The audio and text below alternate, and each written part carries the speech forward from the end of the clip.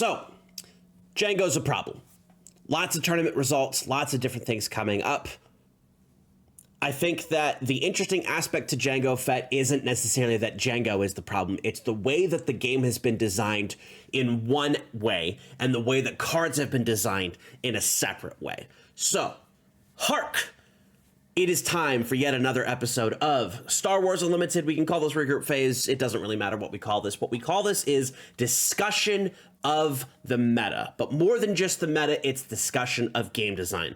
Today, I want to go over a little bit of the competitive results that we've seen, that I've seen as of recording, which this is Sunday morning. This video comes out on Tuesday, of the first sector qualifier in Milan, Italy.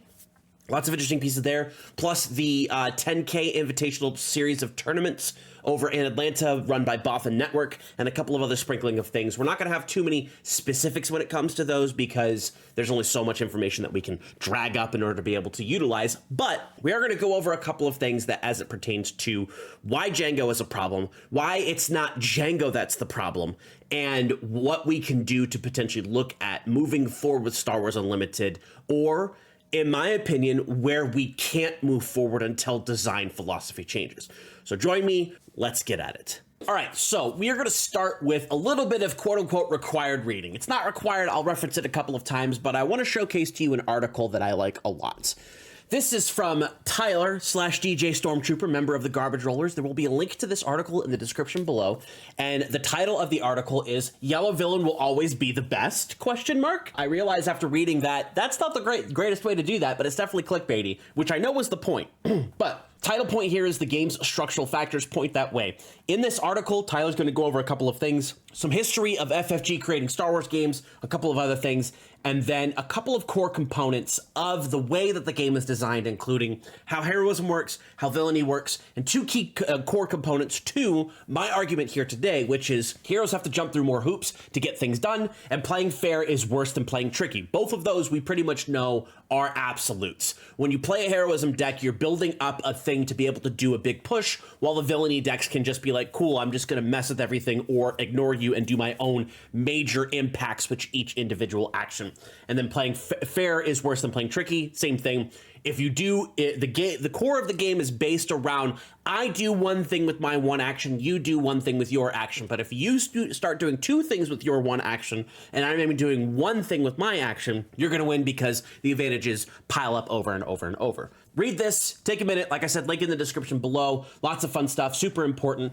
Next up, we have here from Paladin Unlimited over on Discord. I don't know which Discord this came from. It was just linked. This was information of the top 52, which I believe was the X-Choose going into day 2 of the Milan sector qualifier, which we do have top 8 here after this. So we have here 24 Jangos, 10 Quinlan, 8 Han 1, 4 Emperor Palpatine, 2 Cad, 1 Kira, 1 Piet, 1 Han 4, 1 Bosk, and 2 unknown. If I remember correctly, the 2 unknowns were a Sabine and an Iden.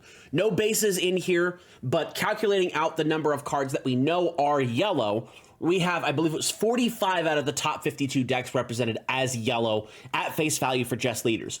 I do know that Piet was yellow, so that puts it at 46, if my math is correct on those. So how did this end up working out? Well, it worked out basically just the way everybody feared. 7 of the top 8 decks at the sector qualifier that broke into top cut were Jango Tarkin Town decks. So with 1 yellow Piet, which I know Banana Crapshoot over at Saga has specifically said that's probably the way you should play. Congrats to this person for making 4th. I believe they lost their semifinal round, which is unfortunate, but we do have Jango Tarkin Town, Jango Tarkin Town, Jango Tarkin Town, Jango Tarkin Town, Jango Tarkin Town, Jango Tarkin Town, Jango Tarkin Town. The thesis of this is that Jango Tarkin Town is busted, right? Kind of. It's technically more that doing more with your actions is the problem with the game that is based upon alternating actions. I do thing, you do thing. The other highly competitive event that was happening over the weekend was the Bothan Network Invitational over in Atlanta.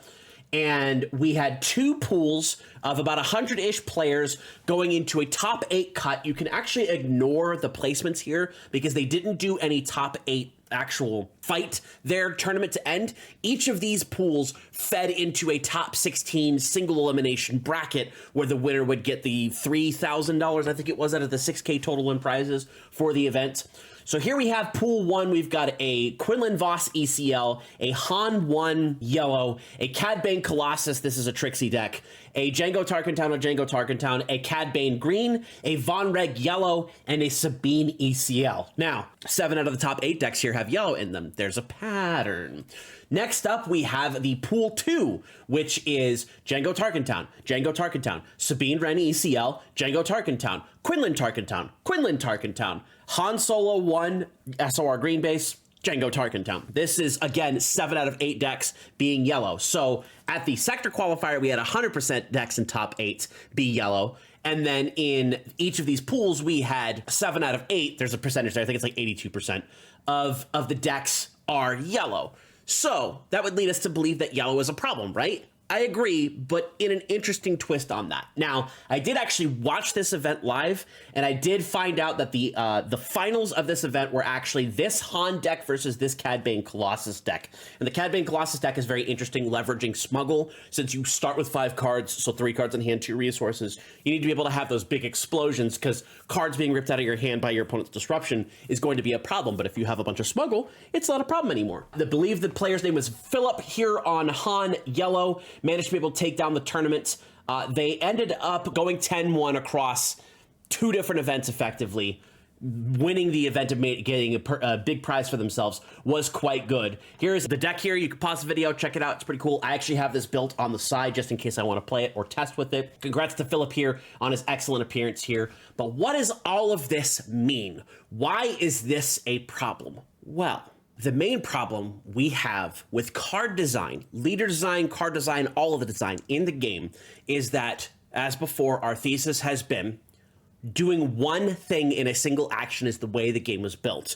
But if you can do 2 or more things in a single action, especially if they're results of just playing the game, you etch your tempo out further and further and further, and the gap between what you're doing and what your opponent's doing, or vice versa, gets too large to be able to deal with. When you have something disruptive like DJ, which can rip a resource in combination with Han 1, and that's the only thing it can do that with, that's a pretty significant thing of being able to take a resource, so take advantage from your opponent and give it to yourself, and then use Han's ability at the end of the round, if you've used it in the turn, to be able to rip that resource back into your opponent's discard pile as opposed to giving it back to them. You have done officially a 2 resource swing, 1 in favor for yourself and 1 out of favor for your opponent. That's a pretty significant thing to be able to do with effectively 2 actions, but doing multiple things with those 2 actions. Whereas with Jango, his leader side is irrelevant for the conversation, but it is still very powerful. His unit side, the text on the card is the only thing that matters. There are very few things you can do to Jango to be able to pull him off the board the turn he flips. At 7 health on 5 cost, I can think of maybe 2 things right now that can blow this up. One of them being ECL Poe, which still costs a card from hand and 5 resources and your ECL. So for 3 costs total, you can knock out Jango Fett the round he happens, but your opponent it's knowing that's coming, so they're going to wait and do other things on their board before they flip their leader to be able to stop that from coming, or they're just going to make you have it, right? That's going to be the type of thing that happens with these types of things. But the text is the only thing that matters here, because when a friendly unit deals damage to an enemy unit, you may exhaust that unit. Now, before we were looking at P38s, we were looking at just regular combat damage. We were looking at the holdout blaster as being the strongest ways of unit-based damage, or units dealing damage to exhaust units.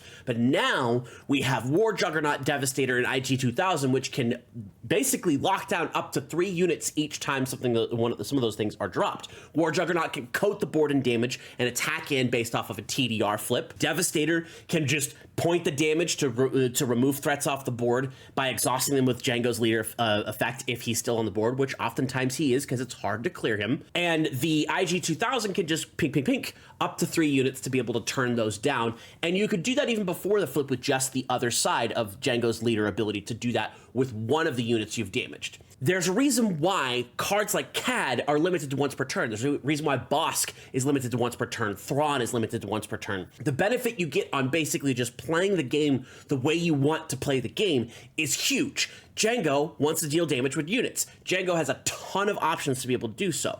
So it's not necessarily these other things that are the problem, because War Juggernaut by itself is basically fine. Devastator is an 8-cost closer, that's fine. IG-2000 is a 4-cost 3/4 that ends up dealing 3 damage with the Overwhelm. There's ways of being able to use that, but that requires multiple cards in combination outside of just ping, ping, ping, and reduce the board state. Where it becomes a problem for these cards to exist, it's Jango's ability to have unrestricted exhaust that becomes a problem with the game. And this is something that Villainy, yellow specifically, but Villainy as a whole is able to do very well. No Glory Only Results takes control of a unit that's not a leader and defeats it. So you get its when defeated effect, your opponent doesn't get the when defeated effect, and you trigger anything else on your side that triggers off of defeating things. Overwhelming Barrage, you have to have a unit on the board, but you get that +2/+2, and you get to board wipe effectively, and you get to attack in your action thereafter if that unit survives. So even if you don't get the attack, you still were able to take out multiple pieces on the board, so long as you had enough power to be able to do so. And with Villainy playing the I present a single big thing you have to deal with, while Heroism's like, I gotta scramble all my stuff to get together in order to get any sort of advantage, Villainy is in control of being able to keep the tempo in their favor when it comes to doing the things in the game. And then things like Avenger, Annihilator, both Devastators, they provide so much advantage with what they do, because it's not just a big body. It's not just defeating a unit or damaging a unit or presenting a bunch of indirect damage or presenting a huge sentinel in space. It's I get to do all of these things. It's not one or the other, it's big body and thing. So the way that cards are being designed is they're trying to give us something that's small increments of advantage. When we have the Fleet Lieutenant, the Snowtrooper Lieutenant, when we have Surprise Strike, when we have Rebel Assault, those things are generally fine because they require you to have things on the board. But when we get these other things that can just do things for existing, Jango's ability, making any of your unit-based damage an additional thing for just playing the game, that is huge. There's a reason why Quinlan, while popular, isn't as good in these types of situations, because he's limited by the cost of the things that you're doing. So it's exhausting your leader, it's paying the cost of the thing you're trying to put down, and then hoping your opponent has a unit that's the same cost while it's the leader, or same cost or less while it's the unit. Now, thankfully, Quinlan can actually do that multiple times when he's on his unit side, but it's still limited by the amount of units you can play, i.e. the amount of cost you can pay, where Jango Fett gets a huge benefit based upon doing all kinds of stuff to the board. And it becomes a huge problem because there's so much advantage that Villainy can perform. That's not to say Heroism doesn't have anything going for them. They do have things like Sabine and Luke and Poe and all these other different things, but they require you to have other pieces of the combo to be incredibly effective. I saw several people using Sabine's Masterpiece pretty well, but that still requires you to be able to attack the turn it comes out, so ECLing, and having one of the 2 colors you want of units that are on the board already, which is hard when it's a 3-drop and you only get 1 turn beforehand to do something.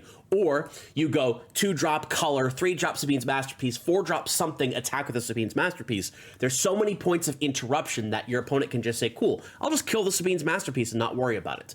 Those are the types of things that cause problems when your advantage is built into having multiple things, and those multiple things are very easily interruptible. So, with the way that things are, I am a little worried. I know that people are going to tech for Jango and try to build better decks to be able to do so. I think that CAD Colossus deck has a really good opportunity to be able to do so. The Han 1 deck coming up in prominence with this event here, Philip showcasing that you can beat Jango Tarkatown with Han, and he did it regularly, only lost to Jango Tarkatown once, but was able to clear out the rest of the field in his games and get those wins where it was necessary. Europe showing us that Jango Tarkatown is the star of the show over there. In Denver this weekend, there's an opportunity for the American audience to really bring those hard control decks to be able to try to counter Jango. The problem is that it takes too long to do so.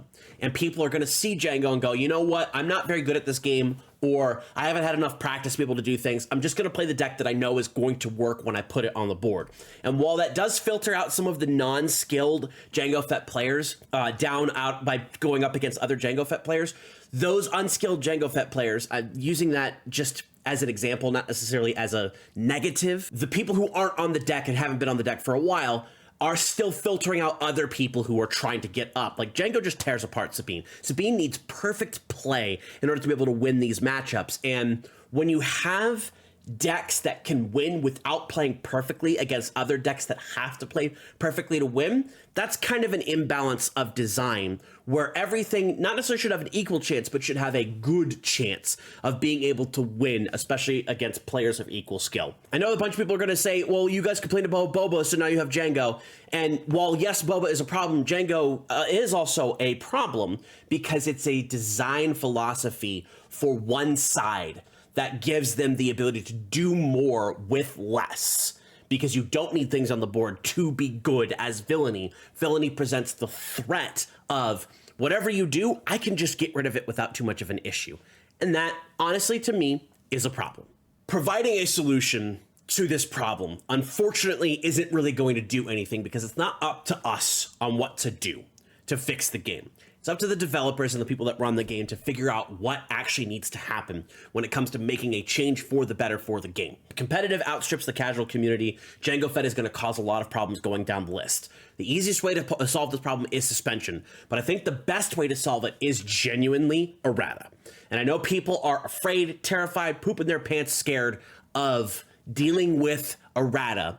But the growing pains that you're going to have for 1 week of players saying, I didn't know this was a thing, are going to be a lot easier to deal with than weeks to months to potentially years of having to deal with these types of designs in such a manner where they're going to be oppressive, they're going to be prohibitive, and obviously this solution only solves the Jango Fett problem. It doesn't solve the whole problem of the game being tuned in such a way that it is, and then cards are being created based upon a different set of tuning. But at least it gets the ball rolling to allow players to be like, hey, this card doesn't do this thing anymore. It's limited to once per turn. That's cool. You know, communities can say to each other, there are other players that are new people, hey, don't forget this is a thing, or this is a thing that's coming down. Make sure to read the website. Try to be a community that communicates with the people that are playing the game in your area, so that way they're not lost when things happen. It is a community effort. And errata is a viable option and nothing should be left off the table. If suspension is the answer, cool. If errata is the answer, great.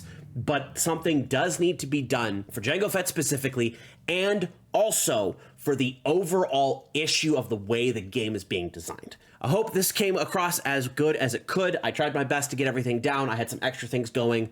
This is basically take 3 at this point of all of these different sections. But I hope this worked out for you in a way that communicates my point to you all. Let me know in the comments below whether I'm right, whether I'm wrong, what happens which way or the other. I obviously am not a hyper competitive player, so there's not really too much in terms of certain communities accepting what I have to say, but hopefully you took some cool stuff out of this, and maybe moving forward you can consider what the problem is for the game and how to fix it yourself. Again, comes down to the devs. They have to make the decision to do things. We have to hope they make the right decisions for us moving forward. I think the best option, take a look after Denver this coming up weekend, see what happens if we have another Jango Tarkentown Fest. It is legitimately a problem. 7 out of 8 decks in the top 8 for qualifiers, 24 out of the top 52 for day 2. It's effectively a tier 0 format. It's not technically mathematically there yet, but it's going to be that way moving forward. And again, going back to those original results, yellow is insane. One of the best colors in the game. And that it's been designed to be that way. So stop that. Like and comment on this video. Let me know what you think about everything we've had to say today. Subscribe to the Star Wars Unlimited channel. Thank you very much for joining me, everybody. I appreciate each and every one of you. I appreciate you affording me the time to be able to talk about these different things on a Tuesday or whenever the videos come out. This is obviously coming out on Tuesday. Letting me talk way too much than I need to. So thank you for joining me. I appreciate y'all. You the best. See you in the next one, and I will see you in the stars.